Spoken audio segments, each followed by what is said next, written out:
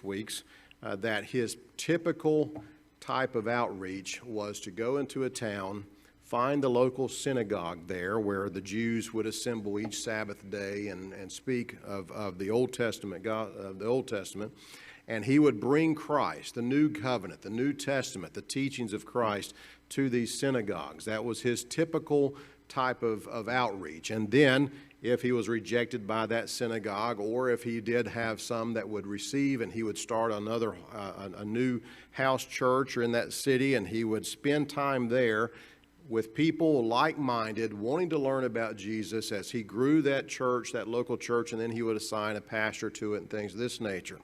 But the thing that I wanted to stress is typically what Paul's outreach ministry was, is that I'm going to go into a town, I'm going to go to an established religious organization, I'm going to preach the gospel based on what they know the Old Testament to be, so that I can show them that there's a fulfillment. I'm going to start a church, and we're going to teach about Jesus Christ in this early church. That was Paul's outreach. But committed to the gospel means that no matter where you are comfortable, where you may have your outreach, and you may say, all right, here's what I do, here's what God's called me to do, there are times when you are thrust out of that comfort zone and placed in an opportunity that you didn't expect, or in a predicament or a situation where you certainly didn't anticipate or want, and yet God can open the door in some of the most dire situations and some of the most uncomfortable situations that you've ever been in your life. He will work that most uncomfortable situation around for His glory, so that when He sees you through that uncomfortable situation, you can look back and say, look what God did through that storm of my life. Well, Paul is going to go through literally a storm of his life in an effort to be transported to Rome.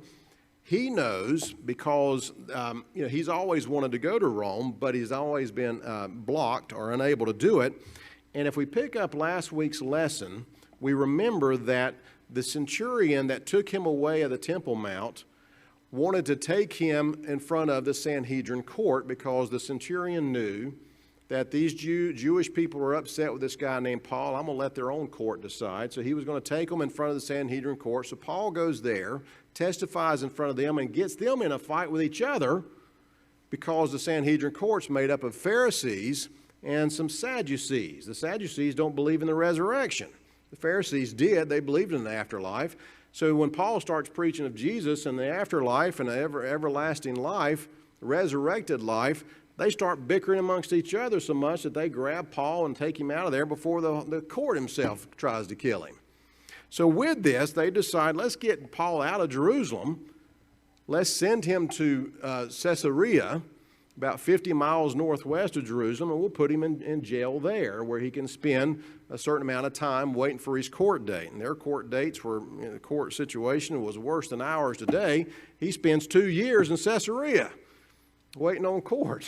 So while he's in Caesarea, he's preaching and all that, but he's still, he's under house arrest or whatever, but he's making friends with the centurion and the Roman guards and all that. Well, they finally determined that we are going to get him into Rome, because this is something that is important for this lesson text. After the Sanhedrin court testimony that he gave, the Bible tells us in chapter 23 that the Lord, meaning Jesus himself, appeared to Paul one night and basically told Paul to take heart, because he said, as you have testified of me in Jerusalem, this is the Lord talking, as you have testified of me in Jerusalem, so must you bear witness also at Rome. That's the Lord Jesus telling Paul, so what you've done here in Jerusalem, you're going to do in Rome. So Paul knows 2 years prior to actually getting on the ship that the Lord Jesus wants him in Rome. So that's good. That's good news. That's what Paul wanted. He's already written the book of Romans 3 years prior. He's written a book there's a fledgling church apparently in Rome, and he has written a letter to them called the book of Romans that we use so strongly here. But now he actually gets to go there. So the story picks up where he boards a ship with the centurion and some Roman guards, and they go along. It's a very, very long journey. across the Mediterranean Sea, and he goes for many days going along the ocean or the sea of that time and stopping at different places. They couldn't just go from Caesarea all the way over to Italy, Rome, Italy. They had to stop over. This was going to take months or whatever. So he spends quite a few days in pleasant weather when he finally finds anchor in a place called Fairhaven. And they get ready to get on a ship in Fairhaven to go on to Italy. This is a ship from Egypt carrying a bunch of wheat because Egypt was transporting wheat to Italy so that the 2 million people sitting in Rome, the city of Rome, could eat.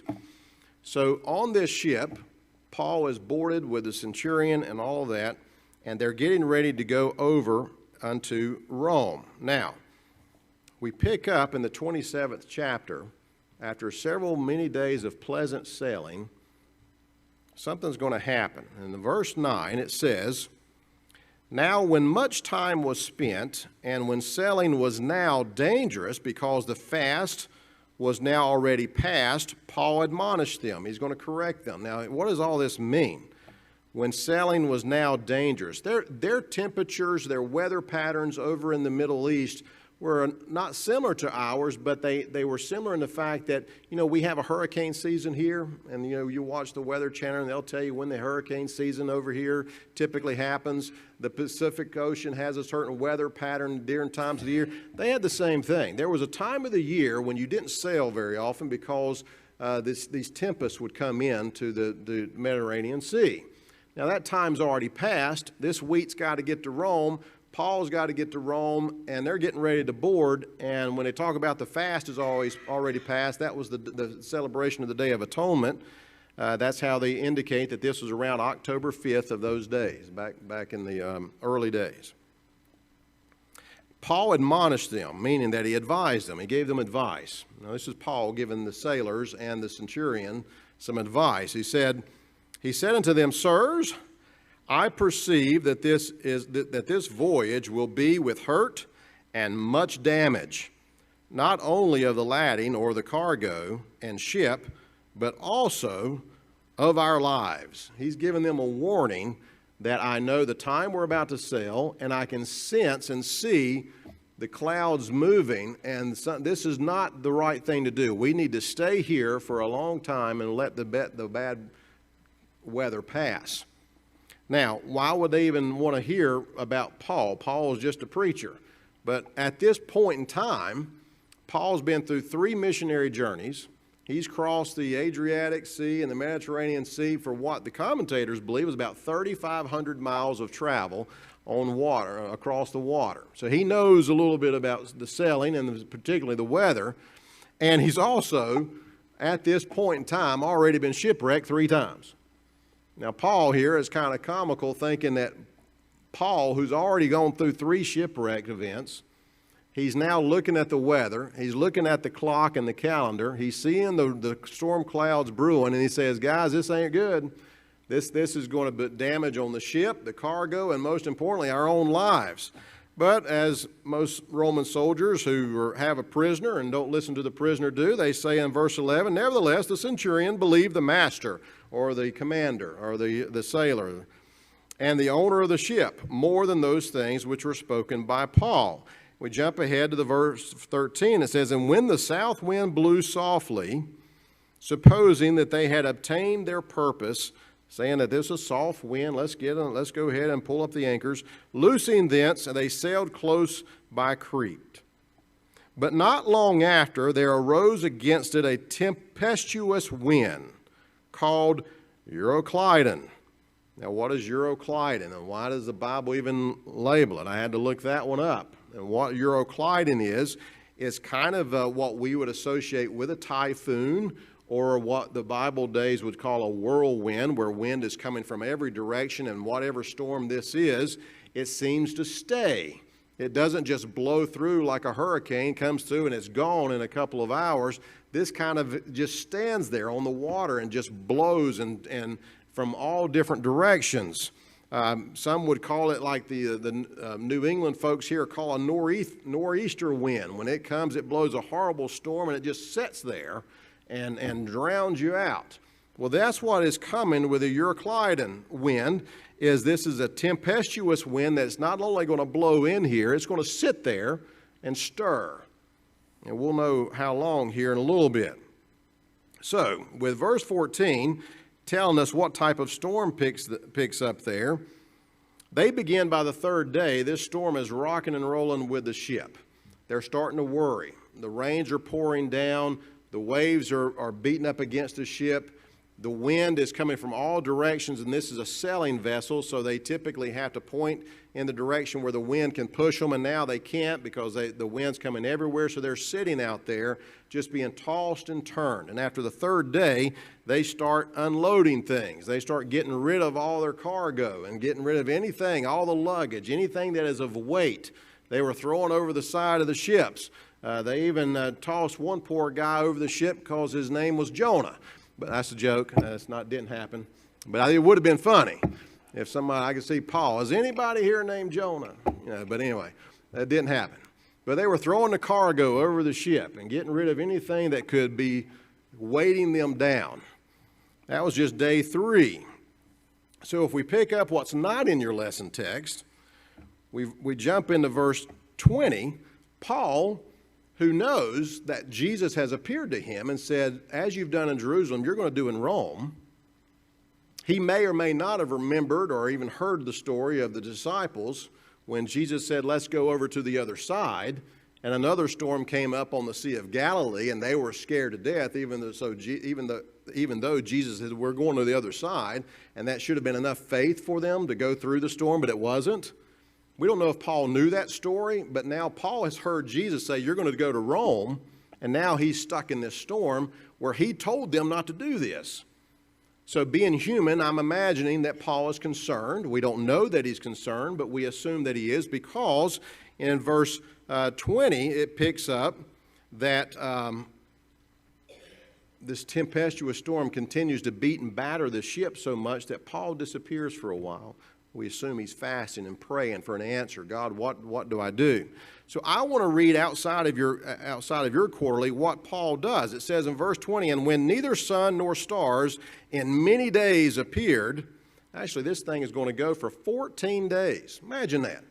You're beaten and battered for 14 days on the sea. Everybody's seasick. Nobody's eating. Everybody's worried to death that they're going to die. All their luggage has been tossed over. So now they're just sitting there for 14 days expecting death any time. So after many days and no small tempest lay on us, I mean, it was a pretty bad situation, all hope that this is Luke writing, and he was with him, all hope that we should be saved was taken away. Total despair. This is Luke who's writing with Paul in the ship, saying all hope was gone. But after a long abstinence, this is where Paul was. Paul wasn't with the other members for a while. And we assume by this that Paul is down there praying, asking for direction from God. But after long abstinence, Paul stood forth in the midst of them, this whole congregation of people, these passengers, and said, Sirs, ye should have hearkened unto me. You should have listened to me. He wanted to get that dig in, didn't he? Before he gave them encouragement, he said, you should have listened to me and stayed back in the harbor and not have loosed from Crete and to have gained this harm and loss. And now I exhort you to be of good cheer. Paul comes up after several days of fasting and praying and says, I have good news. Now he's talking to what we will learn is 276 people on this ship. Rain, they're all soaking wet. They're sitting there listening to him, up and down, people sick, starving. And he says, be of good cheer. This is where he's out of his comfort zone. He's not in the synagogues. He's not in the church talking about Christ. He's not talking about resurrection, power, and eternal life. He's on a ship that's getting ready to sink with people who have already lost all hope and are in total despair. And he stands up and says, now I exhort you to be of good cheer, for there shall be no loss of any man's life among you, but of the ship. The ship's going down, but not one of us is going to perish. Now, we don't know what their thoughts were, whether they thought, this guy's lost his mind, or did they say, well, let's believe on what this man, let's hold on to hope, because he said something to back him up. For there stood by me this night an angel of God, whose I am and whom I serve. Now, this is him in an uncomfortable situation, preaching to people that he didn't expect to preach to. He was just on board, traveling to Rome with these 276 other prisoners and passengers. So he says, an angel of the Lord whom I belong to and whom I serve appeared to me this night, saying, fear not, Paul, thou must be brought before Caesar. And lo, God hath given thee all them that sail with thee. Wherefore, sirs, be of good cheer, for I believe God, that it shall be even as it was told me, howbeit we must be cast upon a certain island. A word of prophetic, a prophecy here that Paul is telling them. God has sent an angel to tell me that not one of us are going to perish. But he's telling them why, and this is the interesting part too. Paul is saying, when they say, well, why would he save all of us? He's saying, God is going to preserve you, Paul, because you have to go in front of Caesar. When I read that and thought about it, I thought it was interesting that God, the angel of the Lord, didn't say, God's going to save you, Paul, because you're Paul. God's going to save you because you're his favorite. God's going to save you from death because you've asked him to save you, and therefore he's going to preserve you and everyone else. He gives him a straightforward answer, saying, thou must be brought before Caesar. That was the reason God was going to preserve him. Now, not only does this confirm what Paul had heard from the Lord Jesus in the Sanhedrin court, saying, as you've done in Jerusalem, so you will do in Rome, the angel of the Lord is on the ship, tossed and turned, telling him, confirming him, that God's going to preserve you because you must go before Caesar. It tells me that we have a death date. There's a time when God receives us, but it's when our purpose is over. As long as we have a purpose that God has planned for us on this earth, he is willing to preserve us for that purpose. Paul's purpose was to get in front of Caesar in Rome. Paul could have died on that ship and had still had a great testimony. His 3 missionary journeys were already over. He had already established all the churches. He had already written most of the New Testament. He still had things to write. But his purpose and God's plan was to go to Rome. It's interesting to me that Acts ends with never telling us if Paul ever got in front of Caesar. But we believe he did because of this statement. God preserved Paul because he needed to go in front of Caesar. Caesar at that time was Nero, who was clinically insane and would kill Paul eventually. But his purpose was to go in front of Caesar and proclaim the gospel, to speak and testify of Jesus Christ. His purpose wasn't over yet, is the point I'm trying to say. And because his purpose was not over, God preserved him and everyone on the ship. So he is encouraging everyone on the ship to be of good cheer, for everything is going to be okay. The ship's going down, and we're going to be shipwrecked again on an island, but we're going to survive. And as this continues to happen, and as it actually happens, people that had no intention of hearing a gospel message or being around a preacher that had a good news or had the gift of prophecy, they're now experiencing this in their most distressful time. God used a time where 276 people thought they were going to die, and he gave them good news. I compare that sometimes with, when I was studying this, I thought about the Titanic for just a real quick thought. They say when the Titanic it was supposed to be unsinkable, right? And it was so unsinkable that they had not planned for enough lifeboats on the ship to support all the passengers. And when the ship struck the iceberg and it was sinking and it was known that it was going to sink, They unloaded all the lifeboats they could, and women and children were on there, and some men. But it was understood that over half the people were going to sink. And what's fascinating about it, and I never watched the movie or anything like that, but I've read this, that what's fascinating is that very night when they struck the iceberg and started taking on water, the band, the Titanic band, was playing, a stringed orchestra, and they were entertaining the guests. And they came to the point where even though they knew they were all going to die, this band, when the leader told them, try to save yourselves, do whatever you need to do to try to save yourselves, they believed coming together and exhorting the people to a point where they played their instruments as the ship sank. And when I saw that and read that, I was fascinated by the strength and courage that it took to do this. And when you hear what they played the song, Nearer My God to Thee, is what they were playing as the ship sank. And everyone that was around that knew that their time was over, that they were going to perish, could hear that stringed orchestra playing Nearer My God to Thee. That was all they could do. They didn't have an encouraging word that said, be of good cheer, all is not lost, you're all going to be saved. Paul is giving them, they may not have realized it at the time, but Paul is giving them such good cheer that they could hold on to and believe that when it actually took place, when it actually happened and they were preserved, we have no idea how it affected these 276 people when they realized that Paul's prophecy came to pass. There is a God in heaven that has a purpose for lives. And we don't know what happened to these people, but they all were certainly overwhelmed with what Paul had said of being in good cheer.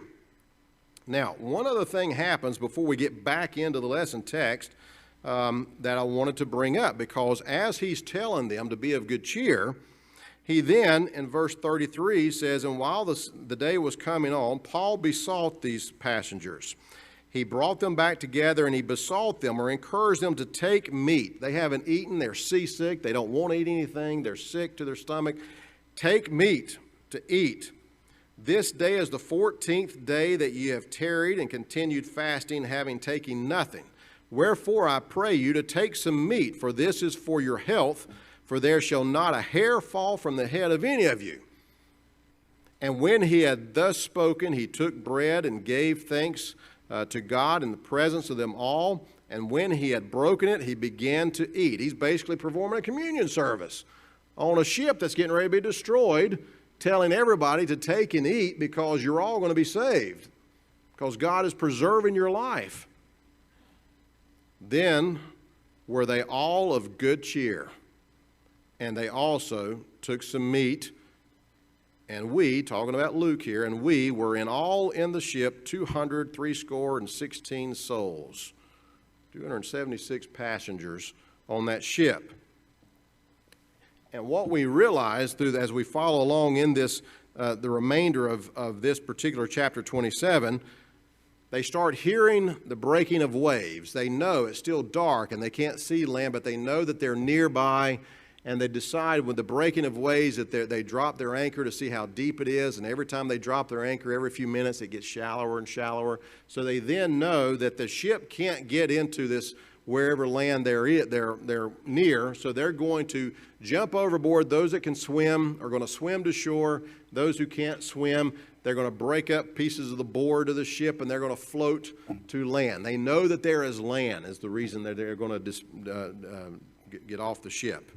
And it says, and when it was day, they knew not the land, but they discovered a certain creek with a shoreline into which they were minded, or they thought it would be good. They planned for it, as if it were possible to thrust in the ship. They were going to just run the ship into shore. And when they had taken up the anchors, they committed themselves unto the sea and loosed the rudder bands and hoisted up the mainsail to the wind and made toward shore. And falling into a place where two seas met, they ran the ship aground, and the forepart struck fast and remained unmovable, but the hinder part was broken with the violence of the waves. And as it was crashed on board, the waves just tore it apart at that point. It's interesting that they say that the island that they have just landed on is an island that we know as Malta right now. And if you were to travel to Malta, you would get there, if you got there by ship, you would go into a bay where these two seas meet, and they have obviously named that bay St. John's Bay now. So if you ever want to plan a vacation to Malta, go by way of St. John's Bay, and you'll go the same route Paul went. Just don't go in October, as they say. So anyway, so we know that Paul was put in an unusual situation, totally out of his comfort zone, life-threatening, and yet because he was committed to the gospel, he didn't change tactics. He didn't seek some other help. He didn't say, all right, guys, I've never been in this situation, especially because he had. But he knew to go to God in this dire situation, and God came through for him, gave him a word of encouragement. God didn't calm the seas at this time. Paul didn't go as Jesus and just calm the seas. They were shipwrecked, but he had another purpose. God had another purpose for the shipwreck. Some people would say, well, God really didn't do a very good job. If he would have calmed like Jesus calmed the storm, then the ship would have been saved and they could have sailed on to Rome and wouldn't have spent 3 months on this strange island called Malta. But God had plans for that. So as we jump into the chapter 28, we find out what the plans were. And when they were escaped, they came off the ship, they knew the island was called Melita, which is Malta now. And the barbarous people, they only call them barbarians because they didn't speak Greek. If you didn't speak Greek back then, you were a barbarian. You were not civilized. And the barbarous people showed us no little kindness. They were very friendly to them. For they kindled a fire, received us every one because of the present rain. It's still raining out there, and because of the cold. So the 276 survivors, none of them die. They go on this island, a bunch of natives to this island of Malta. They don't speak the same language, but yet they build a fire. They see what's happening to these people, and they're warming them. They're being very friendly. So Paul is always industrious. He's wanting to say, not only is he receiving all this, thank you, Paul, for your God. But please tell your God, thank you for saving our soul, or saving our lives, and all these things that are happening. Paul says, I'm going to help everybody out. I'm going to keep the fires going, and I'm going to go bundle up some sticks. So in verse 3, it says, and when Paul had gathered a bundle of sticks and laid them on the fire, there came a viper, a venomous snake, out of the heat and fastened on his hand. Now, fastened, when I first read that, I think it's wrapped up like a python around his hand, but it's not. When it's fastened, it's teeth first. When he raises up his arm, the thing's latched onto his hand by the mouth. So here's a venomous snake that's bitten Paul in biblical days, and the natives see all this. So it's interesting. I have to go outside of the quarterly again to read what they did. And it says, and when the barbarians saw the venomous beast hanging on his hand, they said among themselves, no doubt this man is a murderer. They were superstitious people, so they're thinking that justice is being served on this guy. He's escaped the shipwreck, so now the snake's going to get him. So we know who this guy is.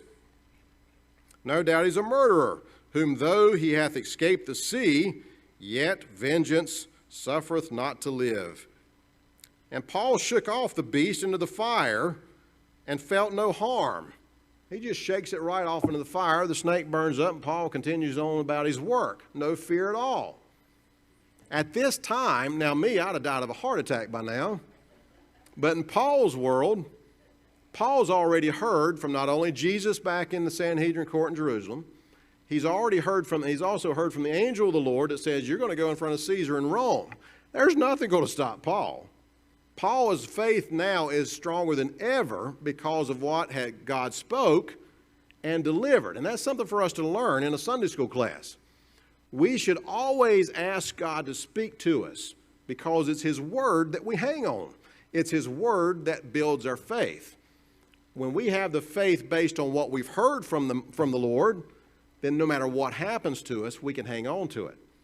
That's why it's so crucial. He speaks to us through His Word. He speaks to us through His Spirit, through our conscience.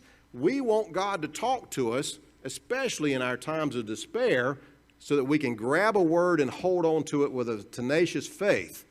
Because Paul, no doubt, he knew that snake hanging on his hand was deadly. But he shakes it off and doesn't even say, somebody give me some antivenom, somebody help me. He don't even worry about it. He goes about his business. with no fear at all, because he knows nothing is going to stop him from his destiny with God. So it says, howbeit, they looked when he should have swollen, or when he should have died suddenly, fell down suddenly. But after they had looked a great while and saw no harm come to him, these barbarians changed their minds and thought he was a god. He went from a murderer to a god in their minds, simply because of how he reacted and how the venom didn't. These are barbarians. They don't know the God that Paul serves. This is an answer, somewhat. This is the beginning of an answer to our question of why didn't God calm the seas before the ship was destroyed? Why didn't God calm down everything so that they could sail on to Rome and tell the Romans how God calmed the seas just like Jesus did? And God wanted them on Malta. He wanted them there because he had some barbarian people who didn't speak Greek, that had no idea who Jesus was, nor the God that Paul served. And they wanted, God wanted them to hear the story. So as they think he's a god, and it says, in the same quarters, the same place, the village, were possessions of the chief of those people of the island, whose name was Publius, who received us, Luke talking again, and lodged us 3 days with courtesy. And it came to pass that the father of Publius lay sick of a fever and of a bloody flux, to whom Paul entered into his home, prayed over him, laid his hands on him, and he healed him. So now Paul goes into this strange chief's father's house, heals this man of a disease that could have killed him.